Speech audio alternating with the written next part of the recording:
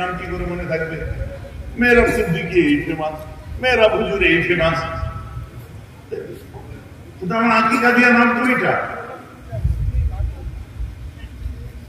আর যারা ঘুরছে, কোথায় গেছবি? কালকে জিজ্ঞেস করবে কুটুমবাড়ি গেছিলাম। বলে কেন? কোথায় কুটুমবাড়ি? বলে চুটকিয়া। বলে হঠাৎ মিলাদ ছিল তাই গেছিলাম। আর মূল ননদের বিয়ে হয়েছে, ওখানে গেছিলাম। আচ্ছা গুড। হুজুর কোথা থেকে এসেছিল? ওই ফুলপুরার হুজুর এসেছিল। ফুলপুরার হুজুর এসেছিল। কি নাম? নাম বলতে পারছি না। ফুলপুরা পীর সাহেব এসেছিল, এতটুকু জানি। আমি ফুলপুরা পীর সাহেব, আমি কোথায় গ্রাম? আমার টেরিটরির মধ্যে আমি আছি। টেরিটরি মানে ব্যাগ টেরিটরি এগুলো বলে তো নাকি? ওই টেরিটরির মধ্যে আমি আছি না। ওটা আমার পরিচয়, ব্র্যান্ডিং করা হচ্ছে, একটা ফেমাস নাম হয়ে গেছে সেটা। কেন? ওখানে একটা ফেমাস মানুষ জন্মেছিল যাকে বঙ্গপুত্র আবু বকর বলা হয়। সুবহানাল্লাহ, নামটা ফেমাস হয়ে গেছে। দুনিয়ায় কত আবু জাফর আছে, কিন্তু মাদ্রাসার নাম আবু জাফরিয়া। কারণ এই আবু জাফরিয়া বলতে কি বোঝে? মেজর হুজুর কেবলা, তাই তো? শুনুন, আপনারা একজনের নাম বলি, শুনুন। আবু আব্দুল্লাহ মোহাম্মদ ইসমাইল। আবু আব্দুল্লাহ মোহাম্মদ ইবনে ইসমাইল একজন বিখ্যাত মানুষ ছিলেন। নাম শুনেছেন কোনদিন? শুনেননি? শুনেছেন? এক্ষুনি বুঝতে পারবেন। আবু আব্দুল্লাহ মোহাম্মদ ইবনে ইসমাইল বুখারী। এর বুঝে গেছে কার কথা বললাম? ইমাম বুখারীর কথা বললাম আমি এত করে। একটা কিতাবের নাম বলি, শুনুন। একটা মজার কথা বলে বলি, তবে ভালো লাগবে। হুট করে আমার ঘরে একটা মনি সাহেব ঢুকে গেছে, বুঝলেন? মনি সাহেব না, ওই মোবাইল হয়েছে। এখন বার হয়েছে না মোবাইলে। কত নাম্বার হাদিস আছে? হাদিস নাম্বার। আসসালামু আলাইকুম সাহেব। কি রে, ওরা তাড়াতাড়ি ঢুকে এসে বলে বাইরে চলো। আমরা না থাকতে দাও। আপনার কাছে আমার একটা প্রশ্ন ছিল, বুঝবো? বসে সবাই ওই প্রশ্নটা করেন না। আপনাদের এই হানাফিদের মেয়েরা মেয়েদের দিকে নজর দেয়, বুঝলেন না? প্রশ্নটা করতে দে। হানাফিদের মেয়ে একজন বলবে না। না, আপনাদের এই হানাফিদের বউরা, ফের হানাফিদের বউ বেটি, ভালো কথা নেই মুখে না। কথাটা বলি আমি, বলো। আরে মেয়ে, বউ, বেটি, বোন, এসব ছেলে নেই? একটা ছেলে নেই না? প্রশ্নটা করি আপনার, করুন। বুঝছি আপনাদের হানাফিদের মেয়েরা আল্লাহু আকবার বলে এই যে দু হাত স্তনের উপর বাঁধে। কোথায় বাঁধে? কোথায় বাঁধে? এইখানে বাঁধে। কি বললে? এই স্তনের উপর বাঁধে। অসভ্য, চোখ খারাপ লোক, নজর খারাপ। বলো কি হয়েছে? এটা কত নম্বর হাদিসে আছে? সহিহ বুখারী বলে মোবাইল ধরেছে, বুঝলেন? বলো তো সহিহ বুখারীর কত নম্বরে আছে?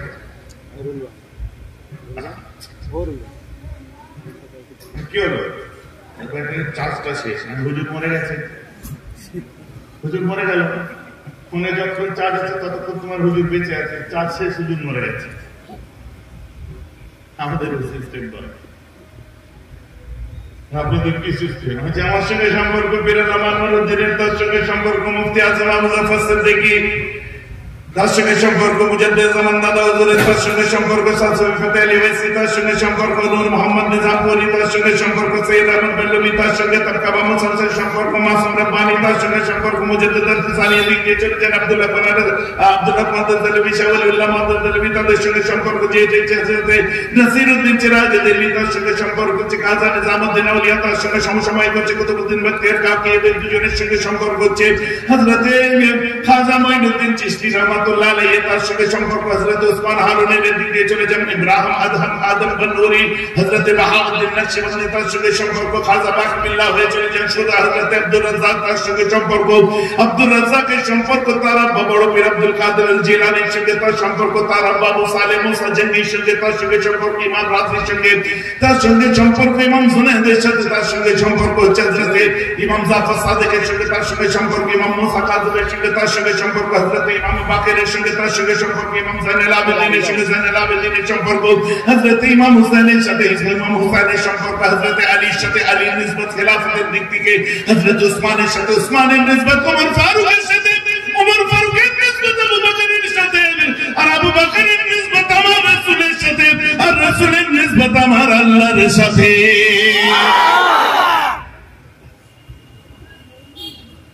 বুঝে গেল কিছু? কি আমি এটাকে বাংলায় বলে ছিগুল,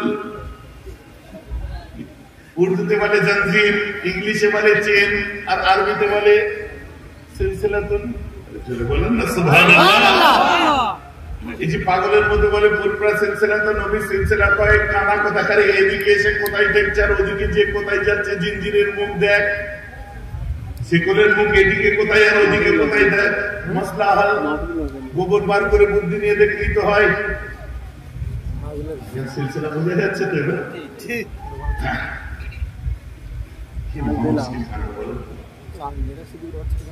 এমন মুসলমান খেয়াল করে শুনে রেখে দিন, যখন আমাকে বলছে আপনাদের হুজুর মরে গেছে, কেন ব্যাটারি শেষ, হুজুর মোবাইলের চার্জ শেষ, হুজুর ডে, হুজুর ডে।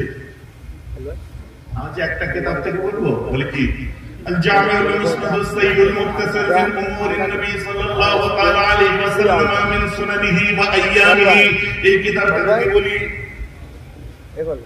সহিহ বুখারী তো মোতাবার হতে নেই ভাই। এই কিতাবটার নাম শুনেছেন এর আগে? মাথা নাড়ছেন না?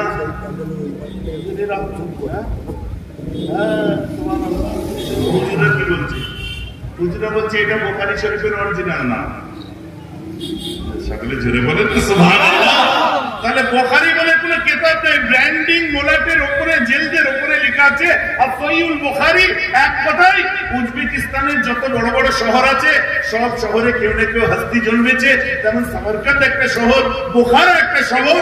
এই বুখারা শহরে জন্মেছিলেন হযরত ইসমাঈল, যে ইসমাঈল সম্পর্কে অল্প বয়সে ইন্তেকাল করেছিলেন, যিনি হযরত আব্দুল্লাহ ইবনে মুবারকের সঙ্গে দুবার হাত মিলিয়েছিলেন। এবং তিনি বলছেন আমার ইনকামের মধ্যে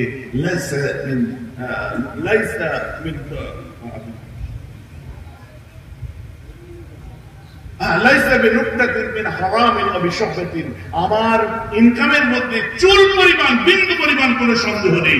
তার বাড়িতে জন্মেছিলেন, তার নাম হচ্ছে আবু আব্দুল্লাহ মুহাম্মদ। সুবহানাল্লাহ।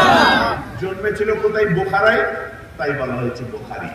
তাই জন্য বলে ইমাম বুখারী, তাই জন্য বলে বুখারায় কিতাবটা বার হয়েছিল, তাই ওটাকে বলা হয় বুখারী শরীফ। আসল নাম এত লম্বা, ও বলছে আমি যখন লম্বা করে বললাম নামটা পুরোটাকে করে শুনলাম। আল জামিউল মুসনাদুস সাইয়ুল মুখতাসার মিন উমুরিন নবী সাল্লাল্লাহু তাআলা আলাইহি ওয়াসাল্লাম ওয়া সুনানিহি ওয়া আইয়ামিহি, আই মিন সুনানিহি ওয়া আইয়ামিহি। যখন বলি সহিহ বুখারীতে নেই, আমি আকিলের দুশমন, এই সহিহ বুখারীর অরিজিনাল নামই হলো এটা।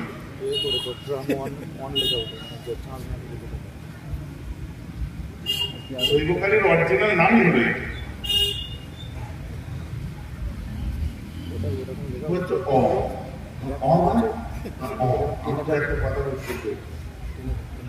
আমাদের হানাফিদের বউ বেটিদের এত জায়গা থাকলে তোর ওখানে চোখ গেল কোথায়? ওই যেখানে হাত বাঁধে ওখানে তোর চোখ গেল, হয়তো চোখ খারাপ করো, নজর খারাপ করো, মেয়েদের সতরের দিকে চোখ যাই তোর অসভ্য। আমার বউটাও তো বাঁধে, আমি তো নিজেরটা সামলাতে জানি, আমাদের করে নিয়ে পড়েছিস কেন? নিজেরটা সামলাতে পারিস নি? আগে নিজেরটা সামলে আয়, বলো ওখানে হাত বেঁধো না, অন্য জায়গায় বাঁধো, শরীর দেখা যায় যা। মেয়েদের পর্দা মেয়েদের কাছে, ছেলেদের পর্দা ছেলেদের কাছে। আর একটা আলহামদুলিল্লাহ একটা মা বা বোন ফিলিং চেঞ্জ করবেন না। সে যদি আপনার হাত আমাদের মতো করে বাঁধে, যদি অবস্থায়, তার তো শরীর ফুটে উঠবে। তখন আমার মাকে আমায় দেখতে ভালো লাগবে, তখন আমার বোনকে আমাকে দেখতে ভালো লাগবে না। তাই বলছি যতটা সম্ভব, যতটা সম্ভব। কারণ হাত কোথায় বাঁধবে এ সম্পর্কে কোন সহিহ হাদিস নেই। একটাই মাত্র সহিহ হাদিস পাবে, সেটা হলো তাহতা সুররা, নাভির নিচে। এছাড়া একটাও সহিহ হাদিস দেখাতে পারবে না। তো আমি শরীফ পড়ি আমি সাহেবের মধ্যে আব্দুল রাজ্জাকের মধ্যে এসেছি। ভাই আমার কথা বুঝতে পারছেন? যারা ইমাম মালিকের ফলোয়ার, ইমাম মালিক কে ছিলেন? ইমাম আজম আবু হানিফা রাহমাতুল্লাহ আলাইহির ছাত্র, খাস ছাত্রদের মধ্যে একজন। যারা ইমাম মালিকের ফলোয়ার তারা আল্লাহু আকবার হাতই বাঁধে না, তখন কি হবে? হাতে মক্কা শরীফে যে দেখে আসেন অনেকে হাত বাঁধছেন, নামাজ চাচা নামাজ বাদ দিয়ে তার ওই দিকে দিচ্ছে, তার মুখ মারছে। নামাজ পড়তে হতে হবে, খাবার সাথে নামাজটা হয়ে গেছে, আবার একটু ফেরছে। মালিক কেউ বাঁধবেন, ওর বাঁধা সিস্টেম নয়।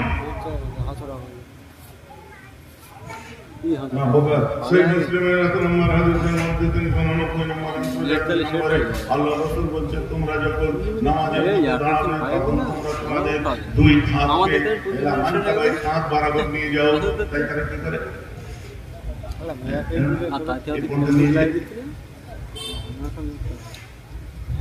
বলে আপনাদের বুঝিয়ে দিল।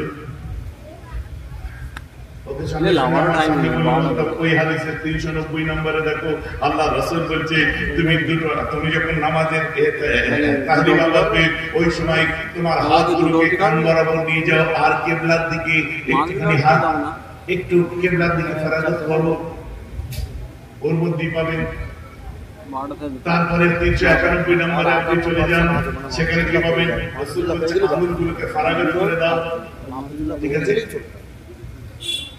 তারপরে তাহবি শরীফের মধ্যে দেখুন, তার মধ্যে পেয়ে যাবেন কি আল্লাহ রাসূল বলছেন তুমি তোমার দুটো বড় আঙ্গুলকে ইবহামাইন, দুটো বড় আঙ্গুলকে ইলা শাহমাতিল উজনাইন, কানের লতি বরাবর নিয়ে যাও।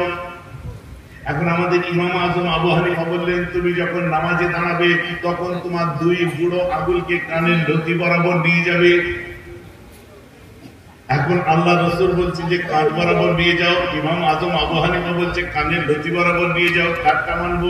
এমনি দেওয়াল ধুয়ে যাবে, বলবে আল্লাহ নবীরটা মানবো। তখন তার বলবে না 390 নম্বরে এই আছে, তখন বলবে না 391 এই আছে। আমি পরিষ্কার কথা, ইমাম আজম বলেছে কি আল্লাহ রাসূলেরটা মানবো, তবে যেভাবে আমার ইমাম মানতে বলেছে সেইভাবে মানবো। কারণ কিয়ামতের দিনে আল্লাহ আমাদের ডাক দেবে ইমামের নাম ধরে, জোরে বলুন না সুবহানাল্লাহ। তাহলে আমি কিভাবে জানাবো? ইমাম বলেছে তোমার দুটো বড় আঙুলকে কানের লতি বরাবর নিয়ে যাও। যখন লতি বরাবর নিয়ে গেলাম, ওই দেখুন 389 নম্বর হাদিসে আমল হয়ে গেল, হাত কান বরাবর অটোমেটিক এসে গেল, ঠিক আছে? আমার নবী বলছে তুমি আঙুল ফাঁক করো, করে দিলাম 390 নম্বর। আমার নবী বলছেন 91 নম্বরে কি যে তুমি কানটা হাতটা কান বরাবর নিয়ে যাও। এই দেখুন, এই যখন কানে বড় আঙুল কানের লতি বরাবর নিয়ে গেছি, অটোমেটিক হাত কান বরাবর চলে গেছে, জোরে বলুন না সুবহানাল্লাহ। আর তাহবি শরীফের মধ্যে লিখছে তোমার বড় আঙ্গুলকে কানে টাচ করো, তুমি একটা মেনে একটা সওয়াব পাচ্ছ। আর ইমাম যেটা বলেছে ওইটা আমি যদি মানি 389 নম্বরের সওয়াব পেলাম, হাত পর্যন্ত হাত 390 নম্বরে পেলাম, 391 নম্বর প্লাস তাহরিমা, তুমি এক তাহরিমায় একটা সওয়াব পাবে, কারণ নিজে পড়ে আমল করছো আর আমি ইমামের কথা শুনে আমল করছি। তাই আমরা একটা তাহরিমা বেদে 4টে হাদিসের সওয়াব পাবো, জোরে বলুন সুবহানাল্লাহ। That's why we are following the fiqh Hanafi. কথাটা বুঝতে পারছেন? এই জন্য fiqh Hanafi। ইমাম আজম আবু হানিফা আমাদেরকে আলাদা আলাদা নয়, লস্যি তৈরি করে দিয়েছে, খালি খা। লস্যি খেয়েছেন? লস্যি খান গরমের সময়। কানাডা থেকে, ইউএসএ থেকে, আমেরিকা থেকে ফরেনার এসছে, লেডি এসছে, বেন সাহেব এসছে, সাহেব এসছে, ঘুরতে ঘুরতে দেখছি লস্যি তৈরি হচ্ছে। Madam, what is that? This is lassi. Lassi? Lassi? Yes, lassi. What lassi? Wow, যে बच्चों क्या जाने दिस योगा ट्रिक में इनको बोलते बारे की लस्सी पायो समझा यार, कहा भाई कहा होगा लस्सी बा दही, खट्टा दही बोल ना।